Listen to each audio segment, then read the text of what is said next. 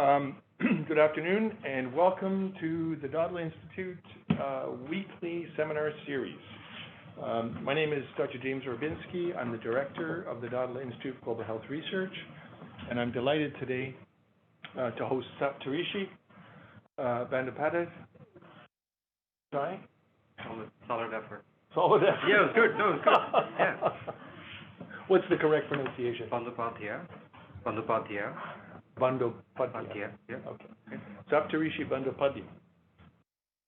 You're killing it. Even better? I'm killing it. I'm killing it. You're killing it. That's great. Okay. I'm delighted to welcome Saptarishi, who's going to lead today's seminar, which he has titled "The Visions of Crisis, Blueprints of Rule." But before we start the actual seminar, our usual practice is to begin our seminars with indigenous land, an acknowledgement of the indigenous land that we're on. So as this is a hybrid event, it's both in person and virtual, some guests are on different territories, so please do take the time to give thanks and respect to the land on which you are currently living and working. Today I'm here on York University campus in Toronto, and we are situated on the traditional territorial area known as Takaronto, and we acknowledge its current treaty holders, which are the Mississaugas of the Credit First Nation. We also acknowledge this as the traditional territory of many Indigenous nations, including the Anishinaabe Nation, the Haudenosaunee Confederacy, and the Huron-Wendat, and of course the Métis. And this territory is subject to the Dish with One Spoon Wampum Belt Covenant, which is an agreement to peaceably share and care for the Great Lakes region. So with that land acknowledgement, let's begin our seminar with a brief introduction about our speaker, Saptarishi. Saptarishi is an associate professor at the Osgoode Hall Law School here at York, and he's followed and engaged disaster management efforts in India, in the borderlands between India and Pakistan and China, and has published widely on disaster risk, international law, and related subject areas. Saptarishi has received research and advocacy grants and fellowships from some of the most prestigious institutions in the world, including the Canadian Social Sciences and Humanities Research Council, Harvard University, Public International Law and Policy Group, Center for International Environmental Law, Brown University, Watson Institute, and so on. He is an outstanding academic, a real pleasure and privilege for the Institute to have him as a member, and I'm delighted that he's presenting today. He's presenting on his book, recently published, All Is Well. And in the book, Saptarishi argues that there's no such thing as a disaster outside of rituals of legal, administrative, and scientific contestation, which are morally distinguished from the rhythms of everyday life. Saptarishi argues that disasters are artifacts of normal rule. And he will go through his argument, the core argument of the book, in his presentation. He draws from three case studies, which are the Marseille plague of 1720, the Lisbon earthquake of 1755, and the Bengal famine of 1770, to formulate his argument. This is one of the rare and really important examples of why history matters to our conceptions and to our formulations and practices of global health, and most in this particular case, around our notions of disaster and catastrophe. So I am really, really delighted that Saptarishi is here today and is going to offer this seminar. In terms of format, it's a 1-hour seminar. It will end promptly at 2 o'clock. We'll start with about a 20-minute presentation by Saptarishi, and this will be followed about 30 minutes of question and discussion. Very much encourage question and discussion. And I'll wrap up, conclude the seminar sharp at 1:55 so that we end at 2 o'clock. And as we all know, people have multiple obligations, so we will end precisely at 2 o'clock.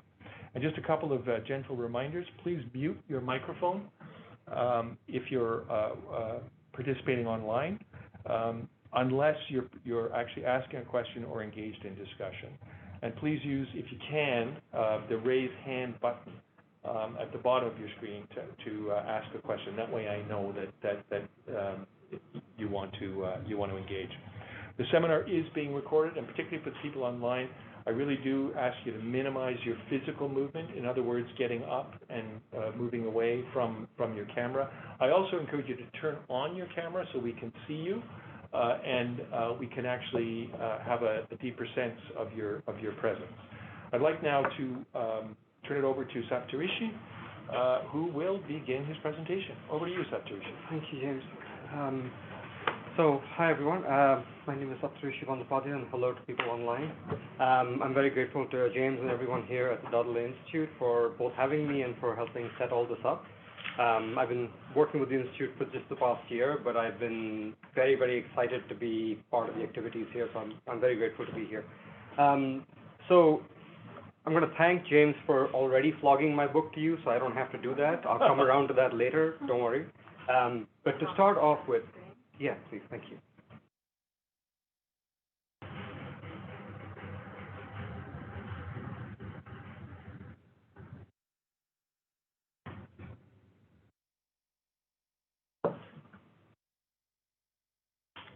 Thank you. So this is the talk, Visions of Crisis, Blueprints of Rule, What 18th Century Disasters Tell Us About the Future of Normal Life. So it may seem strange to start talking about what constitutes normal life and how that's likely to change by asking this question: what is a disaster? So for all practical purposes, for purposes of governance, this is what the Red Cross and the UN say disaster is.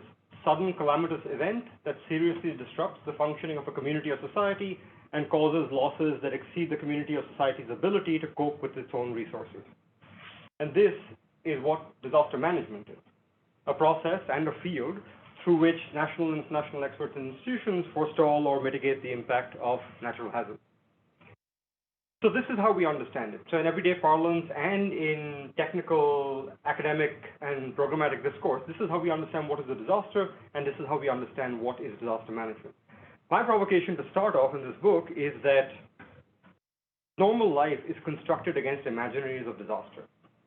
So normal life, notions of risk, notions of safety are all premised on some understanding, some historical, cultural, scientific understanding of what constitutes an aberration, what constitutes a disruption, what constitutes a disaster. So almost anything can be a new normal following after a serious disruptive event or a gradual longer-term process. So serious disruptive event, most people are thinking COVID. Longer gradual process, people might think drought leading to famine and homelessness on the streets in the winter.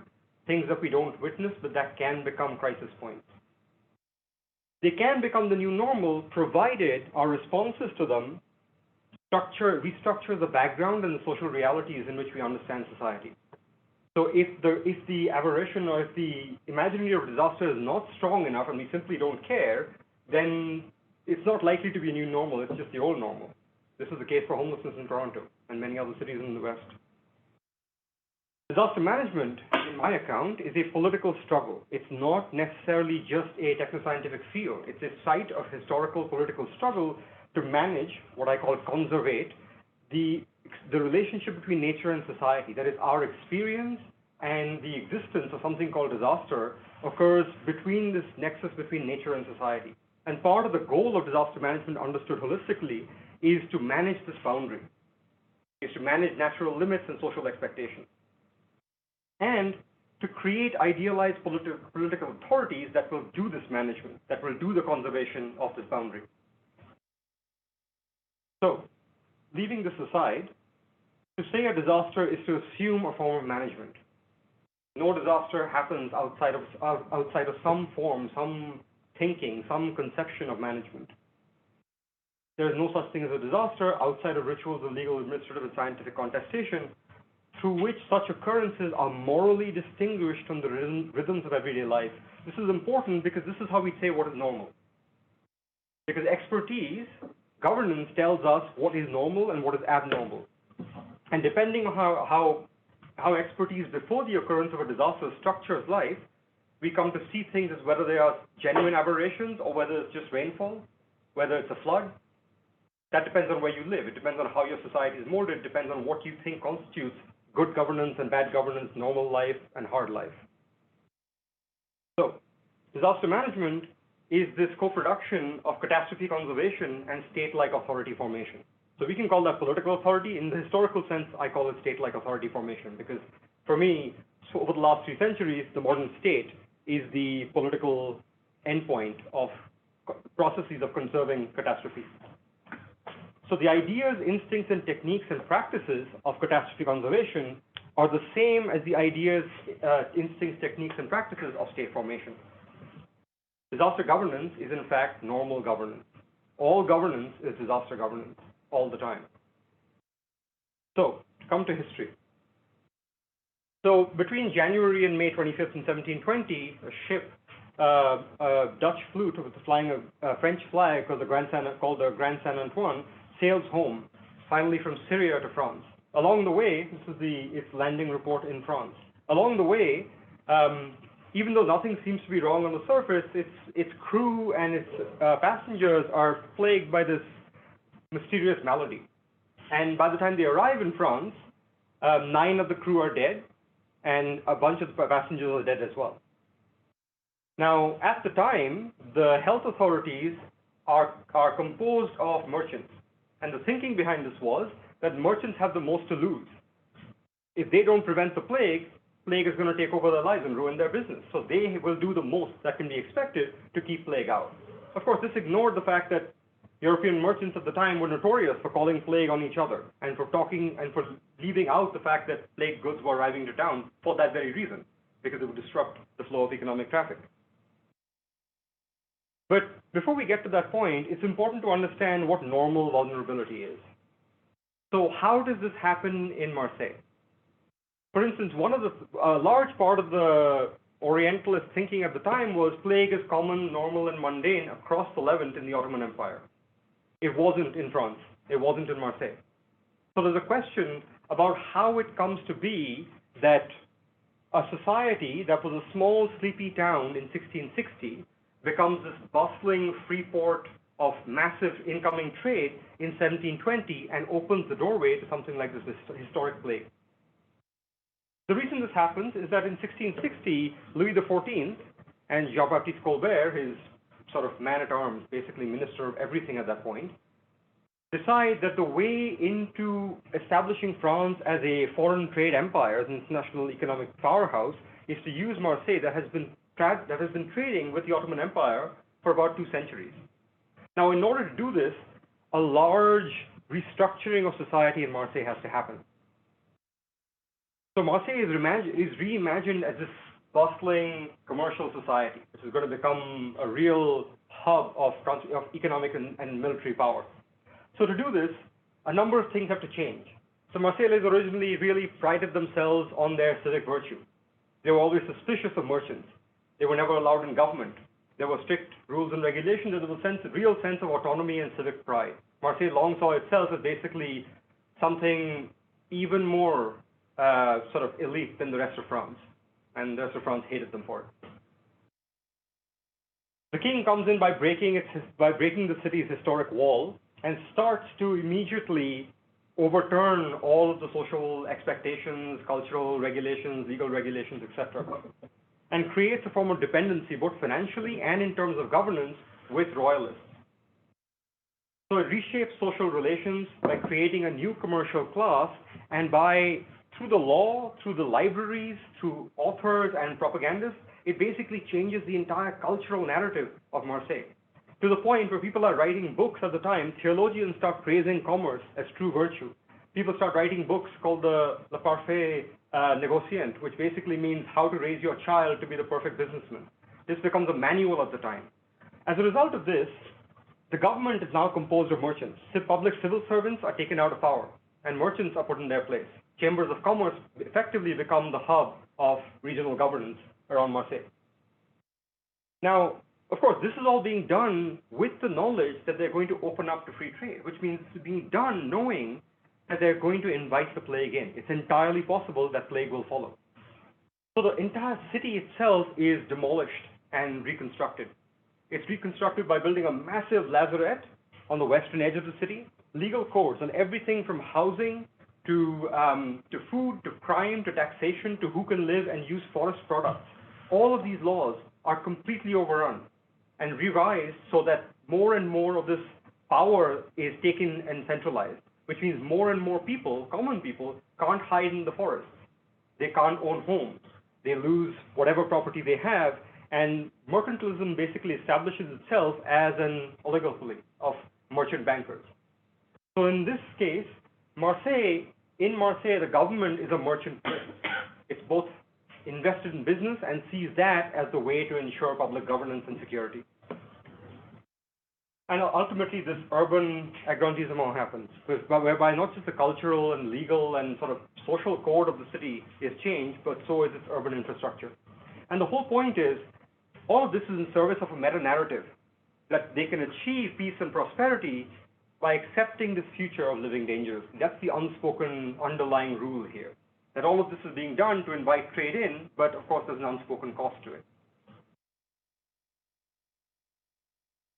As I mentioned at the beginning, when the ship arrives, the merchants who are in charge of commerce secretly smuggle their goods out into town. And even in the months that follow, as thousands of people develop tumors, they say nothing about it. No one reports plague. This continues to the point where I think in the first 2 years, almost 100,000 people are dead. Most of them are dead in the streets. And there's a real crisis because it's very clear to the people there that this was caused by royal intervention.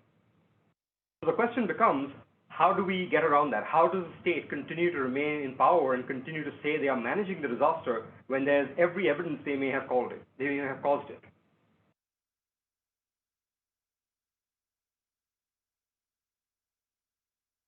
Stop working.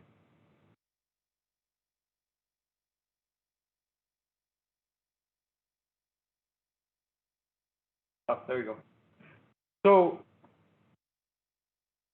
from Versailles, doctors from the Montpellier Institute are sent in. These are medical professionals. These are at the hierarchy of medical profession at the time, these are the real doctors, the physicians. So they come in and they say, nope, this is not plague. We've seen plague, this is not plague. The tumors all look different. People show different symptoms and have almost nothing in common. There's a vast diversity of symptoms and signs, and they say this is not the plague. They rationalize this by saying, we who've come in, who are the real medical professionals, are not experiencing plague. Therefore, this is somehow local to the area, but not just local to the area, but local to social hierarchy. It's the poor, it's the dirty.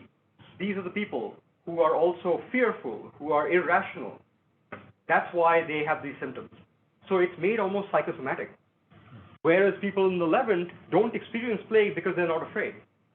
Here, the ignorant, foolish, poor, etc., it's their fault. It's a class malady. In response to this, local doctors like Jean-Baptiste Bertrand puts forward a re-enchantment, a contagious narrative. And this is the limits of my PowerPoint, so to make this point. What he argues is that he can't see what's causing the virus, but he hypothesizes that it's caused by some kind of infection of the blood and the lymph through the veins. And he says there are strange insects that are causing this. That is, it is an exogenous phenomenon, that something is invading the human body. Of course, at the time, Bertrand is also a long-time autonomous Marseille campaigner.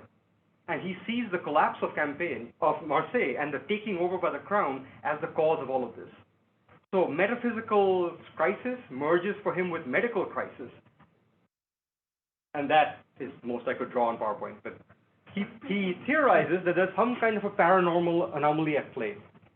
Some specter is annoyed and angry at the king's imprudence and has punished people by putting this plague on them. And that's why and anti-contagionists, the doctors, can't cure it. They can't cure it because there's something supernatural about it.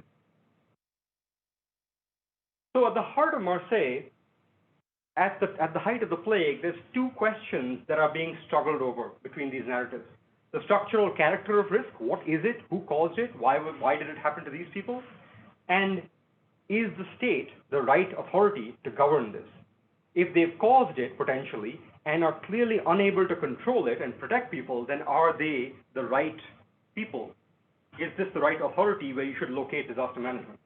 And normal life in Marseille happens in the middle. At the overlap of this, with these narratives competing and contesting, that's when the character of normal life is formed. Now, of course, neither of these narratives is ultimately conclusive.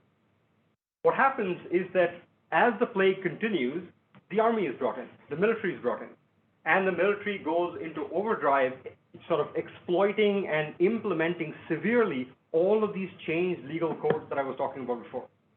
So the lazaret effectively becomes a prison. The streets effectively become places where people go to die. Legal rules, so prostitutes, seen as a moral and cause of corruption, are executed on sight. Thieves, executed on sight. And so ultimately the plague is brought under control by a 15-mile long mur de la peste, this wall, and basically becomes a tourniquet around Marseille. And everyone inside Marseille gets to die. And the rest of the world, rest of France, is protected.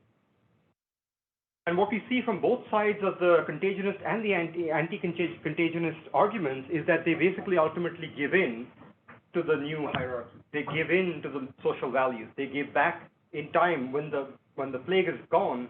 They go back to trusting merchants. They go back to trusting the lazaret. They go back to trusting police power. So whereas most people think disasters overturn society's expectations, for me, it's a continuity of power relations. The disaster happens and is structured by pre-existing power relations that continue and only deepen in the aftermath. So, is COVID-19 purely a medical epidemiological crisis? Modern welfare states are defined by their capacity to define and govern disasters. And a failure of disaster governance is a failure of normal governance. That's how we experience COVID, right? That's how we experienced it here. It's definitely how it was experienced in the US, where it was the everyday life of governance that was deemed to have failed. If COVID produced for our society a global disillusionment and a disenchantment with authority and the way life was structured, that is not something to be given up. One of the enduring messages for me from Marseille was how easily people fell back on the same mechanisms and the same values and the same virtues that had brought the plague to their door. Is climate change a crisis? How do we fix it? Marseille shows us that it is disaster management, which is the conservation of catastrophe and the formation of political authority, that will determine the answers to these questions. If we accept that climate change has been caused by a human hand, then it makes sense that we get to define what it is. That's what we're struggling about. All the fights around climate change are effectively, does it exist? What is it? Who will it affect? Whose fault is it? And it also speaks to what it can be in the future. Is 1.5 degrees really bad? Is 2 degrees really bad? Who and what are the proper authorities to fix it? Is the IPCC the body to which democratic governments should hand over their power? Is it regional bodies? Is it cities? Is it provinces? Is it the federal government that should do this? These are questions that were asked throughout COVID, and they're asked routinely in talking about climate change. And of course, the answers to these questions will structure what kinds of everyday life we accept as normal. So what 18th century disasters tell us about the future of normal life is that it's not the disaster. It's not even the disaster management once the disaster begins to occur. It's how society is structured before the disaster even begins. And it's how and whether we continue to trust that structuring, those values of society once the disaster can be said to have passed, that determines what we will accept as a new normal. So for these and other joyful stories, here's the book that I promised to peddle, and do it for the children. You know, it'll help. At least one of us needs to go to college. So thank you very much. That's great.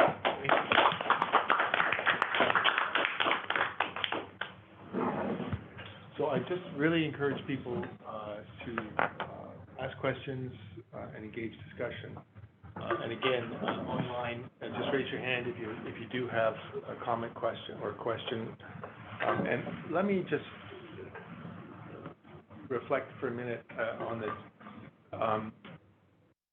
I think you can see why history is so important, and why legal formulation, and why understanding prior systems of governance, and understanding, or at least having some grasp of the forces and passions that drive societies is fundamental to understanding how we today understand disaster and catastrophe. So I have so many thoughts, Saptarishi. I think this formulation, the way you formulated this, it applies not simply to natural disasters, extreme weather events or infectious disease phenomena like the plague, but and as you, I think, very powerfully argue, these are often either enabled by state choices, exacerbated by state choices, or even catalyzed by state choices. But I think that same argument also applies to war, and as a man-made disaster, conception of disaster. And what I find so interesting about this is that what you do is you really challenge us to step out of the boundaries of lived and living daily life, to actually look at the structures that drive our formulations of disaster and in my argument, warfare. And so I really find that very powerful. And that then causes us to really, at least in my mind, it causes us to actually think very deeply about the nature of human relations, right? The nature of our relationship to each other, how that's defined, and then also the nature of our relationship to nature. And in many ways, and this is my final little comment, and I'll just, if you want to comment on these thoughts, with climate change and with COVID, we have two contemporary global examples of how we are, in fact, reshaping the very nature of nature, and therefore reshaping our presence in that natural environment. And in many ways, what it pushes me to think about is how is it possible to write a new story in a way, a new way of understanding our relationship to each other and our relationship to, for example, the biosphere. And I know that's a big sort of grand comment, but it really does come very strongly to mind listening to your presentation. Do you have any thoughts? Yeah. So when I said there's no such thing as disaster except for this stuff, of course disasters are real things that affect people. But from the point of view of governance, they're both real and interpretive, right? And that's the same is true for war. War is experience, but it's also plan, it's also strategy, it's also historical representation and current representation when people go to war. They have battle plans.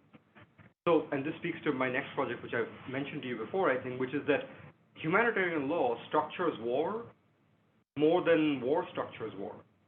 Because the Hague and Geneva Protocols, they regularized war, they normalized war. They said under what conditions and around what corners can you continue to fight. And it's the same thing here. It's the process of, the thing doesn't happen. It's not natural under any circumstances. So what we experience with climate change is that it's a real thing for which we're experiencing it all the time, and some people have a much harder time than others. But as an analytical category, as something to know what to do with, we are now starting to see that it's the last 250 years of human growth and development that's caused this problem, that's accelerated this problem at any rate, right? So then this process of discovering our hand in it is itself defining what climate change is. So when, Trump had the post-it with coronavirus and he'd scratched out corona and written Chinese, so you could remember to say that at the press conference, that's the same thing.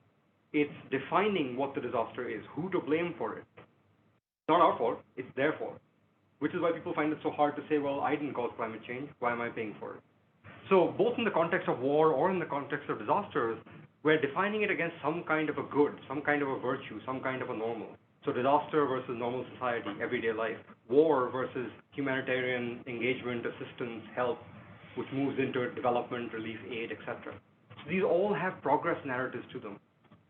And that's why we're here. Our history and the history of these things is a history of progress. It's a history of thinking we're learning when, without acknowledging what that process of learning, what that process of governance along the way, the damage that it causes, and who wins and who loses and who's left out. Nature is often left out, and for the last 250 years, that's been the thing of understanding nature and ruling over it. And so we have constructed, this is the nature. This is nature of climate change as we have built. So no, it's totally true. And that's why, when the slide, when I say if you're feeling unhappy or disillusioned, you should hold on to that. Because it protects us against making leaps and thinking that things will work out. Optimism, for me and in this book, optimism is not a goal. It's a foolish task. But hope means believing there's good to be worked towards, rather than thinking it will work out. Because it's never been clear, not for the Marcelians, not for us, that it will work out. Questions, thoughts, comments? Please, Adil. I'm going to take off my mask as I speak. Saptarishi, thank you so much for this work, and I find it really fascinating. I'm looking forward to reading the book. And what I find really fascinating in your presentation is how it is rich and how, in fact, it's so conceptual.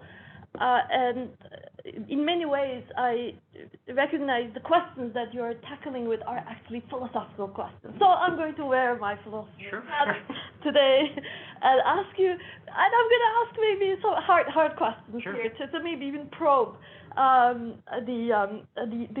the basic premise that you're working with. I really like the idea that the observation that disasters do not happen really outside of the legal, administrative, societal, and even cultural norms that surround us at all times.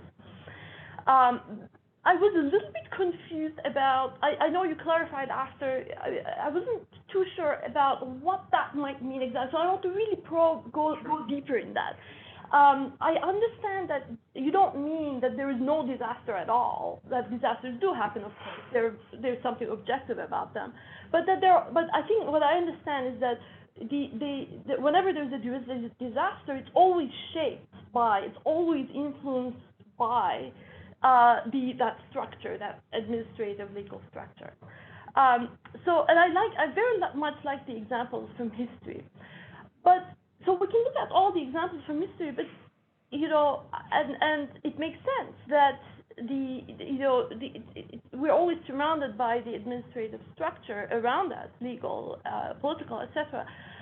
And it is impossible actually to imagine a situation that humans did at some point or would at some point find themselves in if there were no such administrative legal structure at all. It's extremely difficult, but it's also very fascinating to think what it would be like. And in fact, the philosopher who gave himself the task of trying to imagine that state was Thomas Hobbes, the 17th century philosopher who in the canon is considered to be the marker of modern political thinking.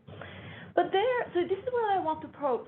There Hobbes thinks, and I think it's very careful, if you read the Leviathan, his famous book, he thinks very, very carefully, what would it be like if there were no government, if there were no legal system, no administrative, nothing?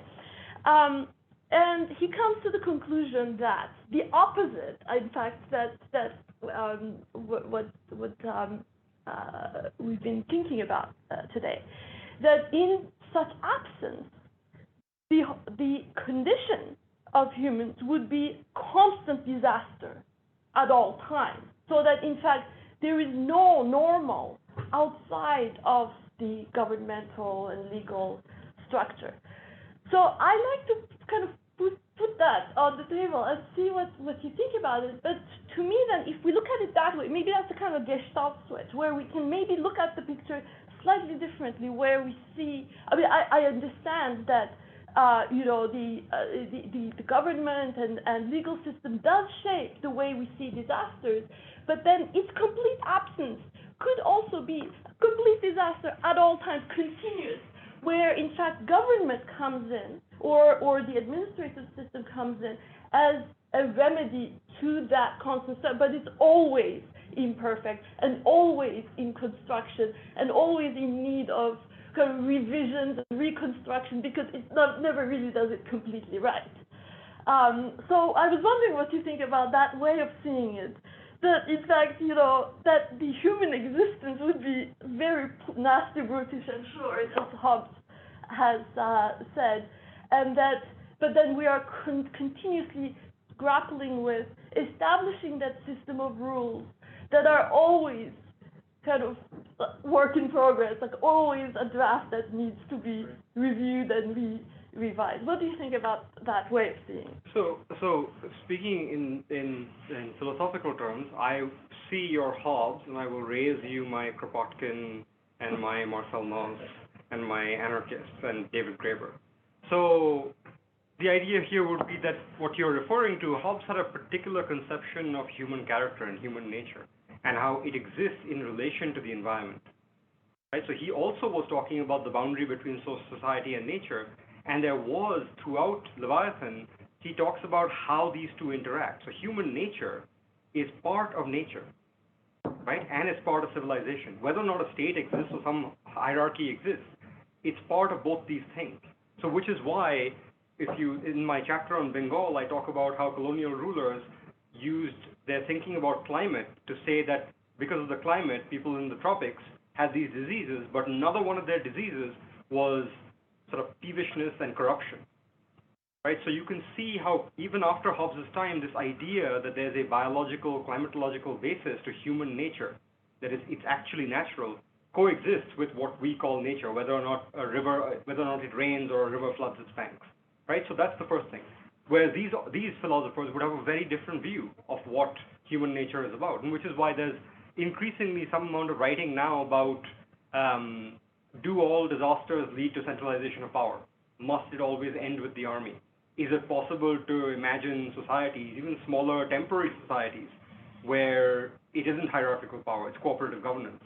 So there's at least a few books written about this, but so that's the philosophical answer to it, that I don't think that, so what you're calling crisis, or what you're calling a disaster, is just normal there, because human nature and nature are not really purified. That happens in the 18th and 19th century, where human becomes civilization and society, whereas nature becomes nature, and then one acts on the other. This purification doesn't exist in Hobbes' time. And so that's the key difference. When I say a disaster is a disaster once it's structured, I mean that I speak of modern disasters. There are disasters from this 18th century time, because this is the first time in history that some state-like authority emerges, and it emerges in response to and to fight off and prevent the thing it names as disaster or catastrophe. Right? So whatever was, life was nasty, short, and brutish, but there was no organized collectivist response to it under the guise of a hierarchical sort of authority. So that's what's different, is that our understanding of disasters, what we call disasters, comes not from Hobbes, but from this time, from this period, from these cases that I'm talking about. That would be the difference. So I don't know if that answers your question completely, but that's what I would say. Well, so I have a comment on that, and invite your reflection, Saptarishi. Further and further out of the camera. Yeah. I mean, how to put it?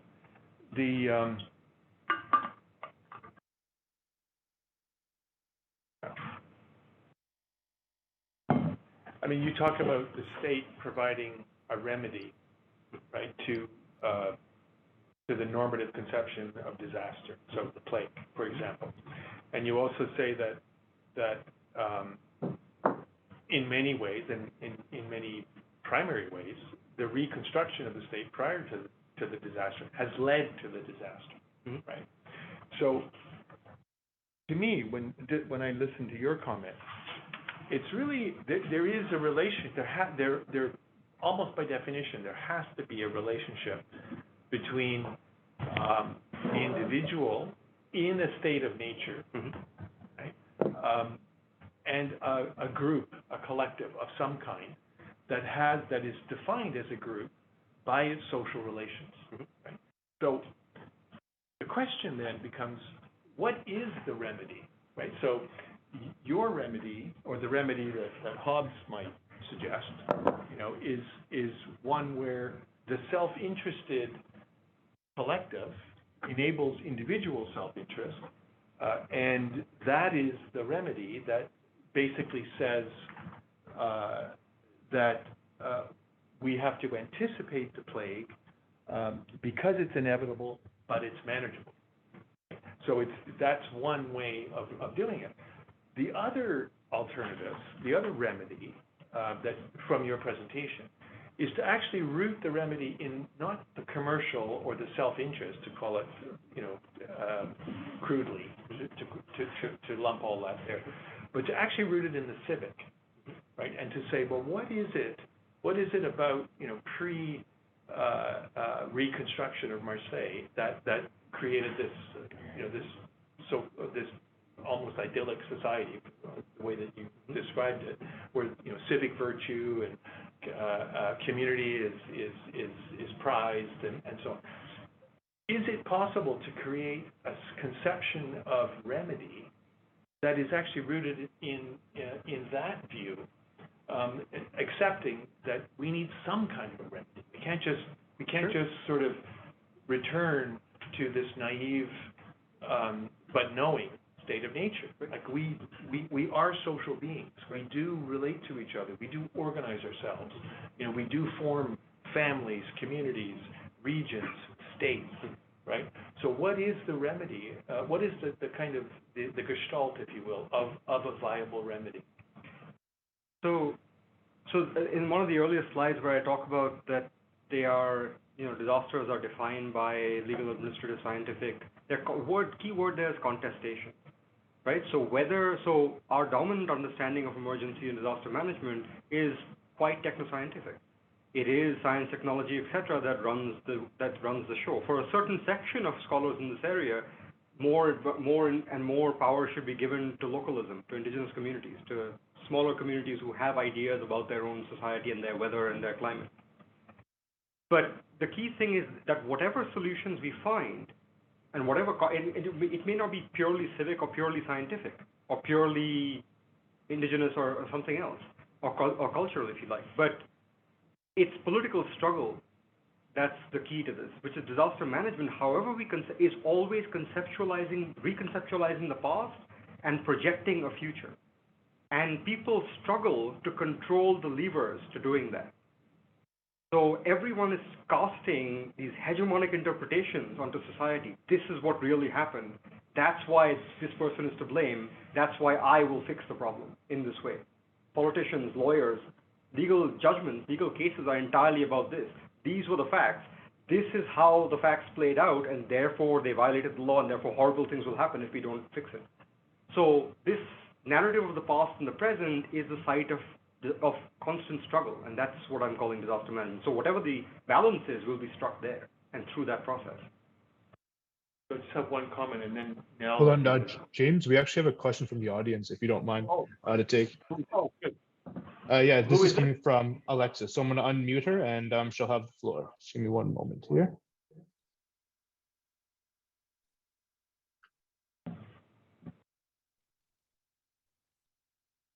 Well, while you're doing that, I'm going to make another comment.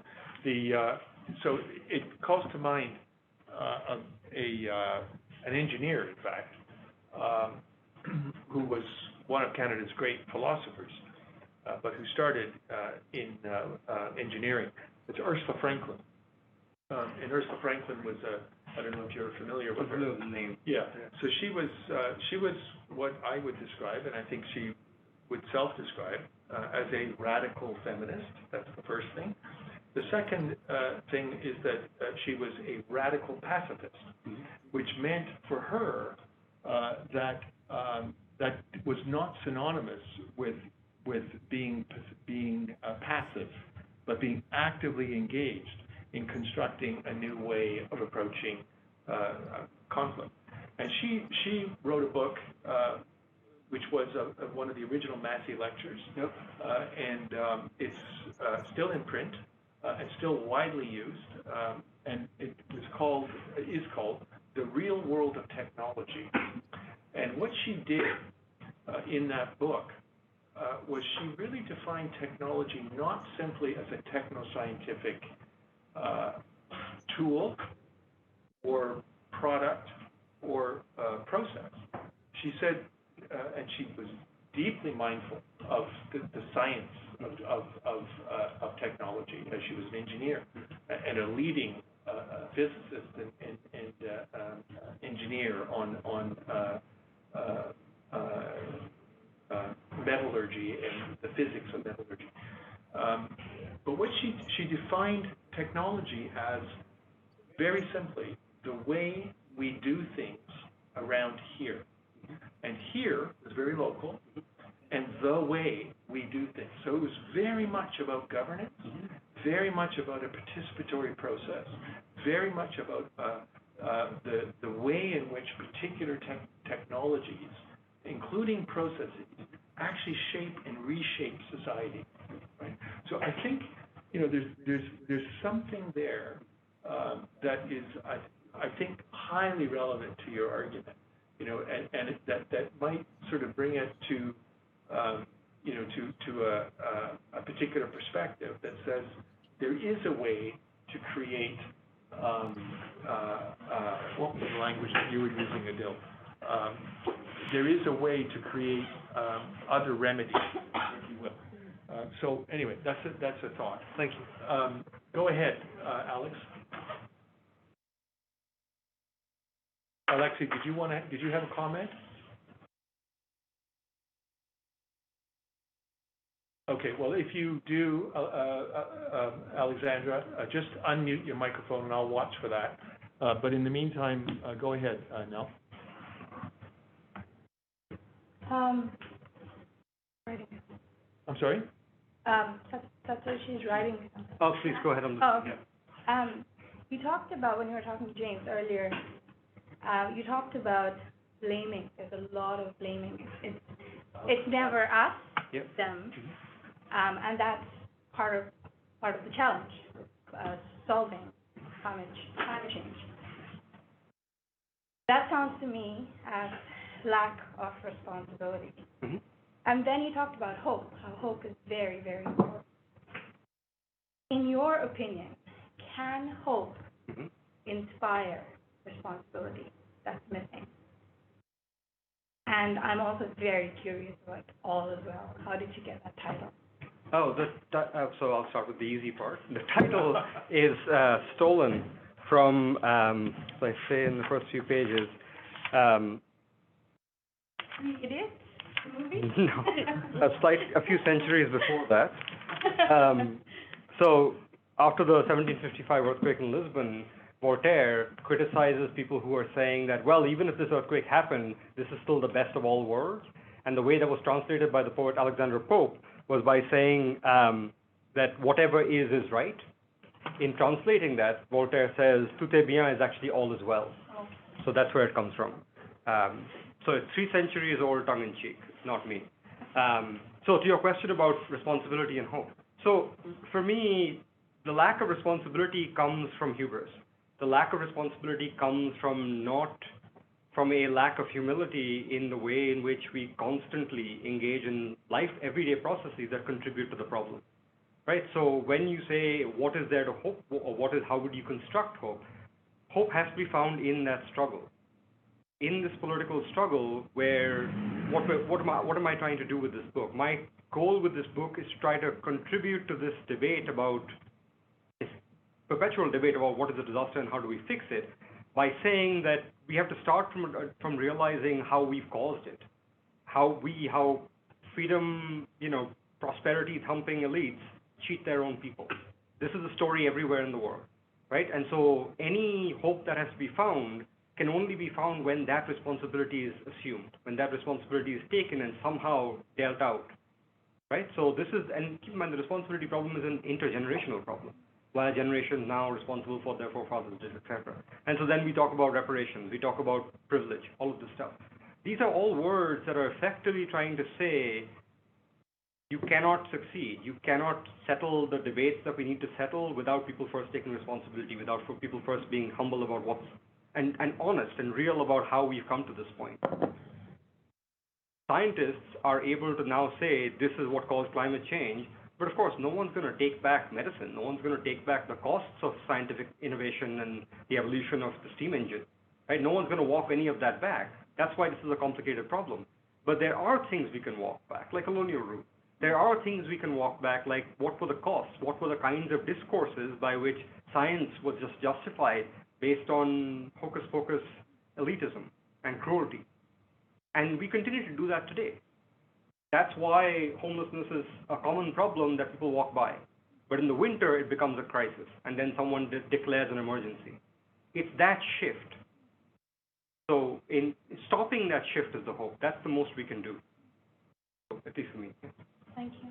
Go ahead, Ron. Thank you for that really illuminating talk, and I hope I got my head around it. I'm not a historian or a legal scholar, I'm an engineer, so I'm trying to get my head around it and make the most sense of it. One of the things that struck me in your talk was your push for us to hold on to our disillusionment, right? In this moment of emerging crisis and a possible restructuring or reimagining of what our mission for our society can look like. It seems to me like there is a great deal of disillusionment, particularly with the contemporary structures of governance of the liberal order, right? And that disillusionment is leading us in a direction that undermines the ability of states and larger collectives to respond to global challenges like climate change. We saw the election happen in Italy, moving towards the right. We see that happening all over the world. This disillusionment with the liberal order and state authority. A move towards localism, regionalism, away from what people call the globalist view, right? So in the face of these challenges that we face today that require a collective global response, how do you think we can reframe or rephrase or reimagine collective global action that can counter that narrative that's moving us towards a local, regional, more tribalistic thinking, right? So, thank you. This is it's a question that I struggled with throughout trying to write Chapter 7, which is entirely about the globalization in the 90s and 2000s. And the short answer for me would be that the pull away from liberalism, secularism, etc., are signs of desperation. They're signs of being fed up with being vulnerable, right? That's what you see when people reject the vaccine, because they don't trust authority, they don't trust science and expertise. There has to be a democratic accounting of who gets to govern. It cannot be entirely the people who went to the best schools and can do the smartest math, right? And nor can it be people whose wisdom is so local that it can't be abstracted, that it can't be globalized. But all the way in between, the process has to be democratic. So one of the reasons the IPCC has succeeded to the point where it has is that it mixes disciplines and it's global. It's really spaced out who its experts and scholars are. So there is a democratic, a political, but also a scientific, a legal democratization of beliefs around. And I think that's going to continue. With the emergence of international environmental law taking indigenous law seriously, these are the hallmarks of climbing out of it, right? So I think that this is, whether we'll be able to do that or whether there's one solution to it, I really can't say. But the reason the problem is occurring is because people feel distanced from the process that is supposed to fix their lives. So participatory democracy, if you believe in a state, then socialist participatory democracy is where your best bet is. If you don't believe in a state, something else, but participatory action, yeah. Can I ask a follow-up to that? No, sorry. I'm going to ask Ali Skari to ask his question. Go ahead, Ali, and if I could ask you just to be really brief, that'd be great. Sure, thank you very much. You're on mute, Ali. Can you hear me? Yes, we can hear you now. Thank you very much. I very much enjoyed your presentation and discussions. Very, very interesting. My point is, I mean, obviously this has to go back to a lot of conceptual debates around this, but the way we conceptualize disaster and emergency management throughout the history or up to now is that, at least from my perspective, and very much it aligns with what you trying to say in the book. However, I need some clarification about some points that I'm going to mention. Historically, when we go back, we try to conceptualize disasters in this way. One interpretation is this way. People started to conceptualize, and also scholars, first in form of disaster as an act of God. And that is what I'm sure you also mentioned in your presentation. For many years, this was the understanding of of disasters. After a while, this changed into conceptualization of disaster as an act of nature. So we thought this is, not act of God, it's nature. It's nature processes that does this, and it is how it is doing it, and through science interpretation of the phenomena happening. And after most recently going to 20th century, when industries and others came to effect, and also covering all human and social activities, we tend to understand disasters are not really an act of nature. It is human and engineering involvement in this process that create disaster. And most recently, of course, this has changed into understanding disasters and as social construction, and even further, that aligns more to what you're saying. Disasters are actually act of government.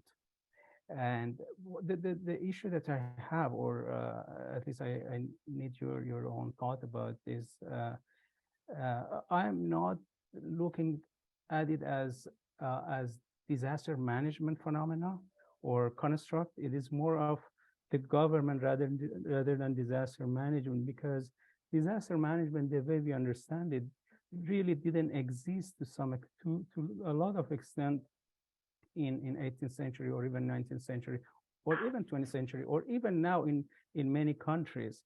So I would like, to see, this is really much about how government functions, not necessarily the way to translate it into disaster management, the way we understand it. I want to distinguish between the discipline and the function and what the government does, because it may appear that, for example, if something happens in transportation, we call it transportation management, rather than this is actually the governance that doesn't function well, rather than the discipline or the field. It is more about the government. That's my point. Thank you very much. So thank you, Ali. So I completely agree. What I would say is where my book and my argument steps away from current thinking on disasters, and I agree with you, disaster management is a field, right? It's a field that does the thing. It manages disasters when they happen, prepares for them, recovers from them. But this is where my book steps away, which is my conception of disaster management is not, I'm not naming the field. I'm naming what the process is. So the function, the process of disaster management is centuries old. So it's not really a question of the fact that disaster managers today cause disaster. That's not the point. The point for me is, how is it that disaster is managed? By defining it and by saying what are the appropriate goals and solutions to it. So to go to your example about transportation management. So transportation management, the way we would understand it is, say, how does the subway work? How do the buses work? The parallel to disaster management in my book would be to say that transportation management is actually the history of how car companies, governments, etc., design roadways and highways, how the heights of bridges were put in place to prevent particular class and color of people going to particular spaces like beaches.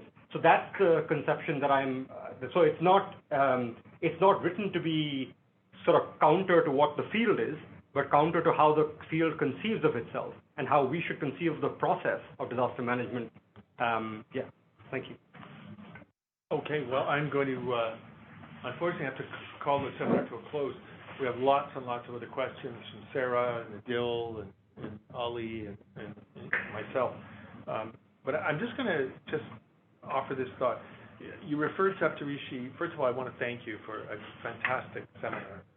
And I really want to encourage you on your future research around humanitarianism. And anything that we can do to support that and to enable that, we're very happy to try to do that. So I just think this is really exactly the kind of broad perspective that we want to encourage, at the university, but also obviously here at the institute, and then more broadly within the field of global health, as we think about what is health, what is good for an individual, what's good for all. So I just want to really thank you for a fantastic presentation. I encourage everybody to actually read this book.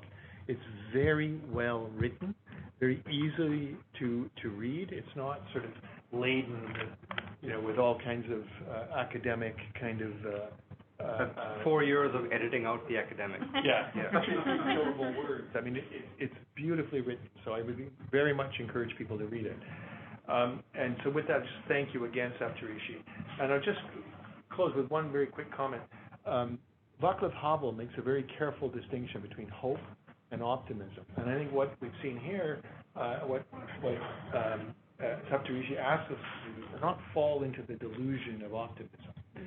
The idea that somehow it's all going to work out, all is well, it's all just going to be fantastic because it always is. Well, Havel says that was not an optimist because his experience was such that things didn't work out and don't work out, and they only move through contestation. But he did say that he was deeply hopeful. And he was hopeful because he knew that with contestation, as long as human beings engage in contestation, someone, somewhere will do the right thing. And that right thing will be a catalyst for others to engage in contestation and to engage in the next right thing, whatever that may be. I think it's a very, very important distinction. So I should say, just like I got the title from 3 centuries ago, I got this distinction from Havel. There you go. There you go. There you are. Everything is stolen. Yeah, all things. All the best bits. And with that, I will I'll close and just remind people that we go from this very deep philosophical legal analysis to a much more techno-scientific seminar next week, where Mohammed Tofiji will be presenting on computer modeling in the assessment of the health impacts of climate change in Malawi. And with that, I encourage everyone to attend next week and tell your friends and so on. And we'll close the seminar now and see you next week. Thank you. Thank you. Thanks,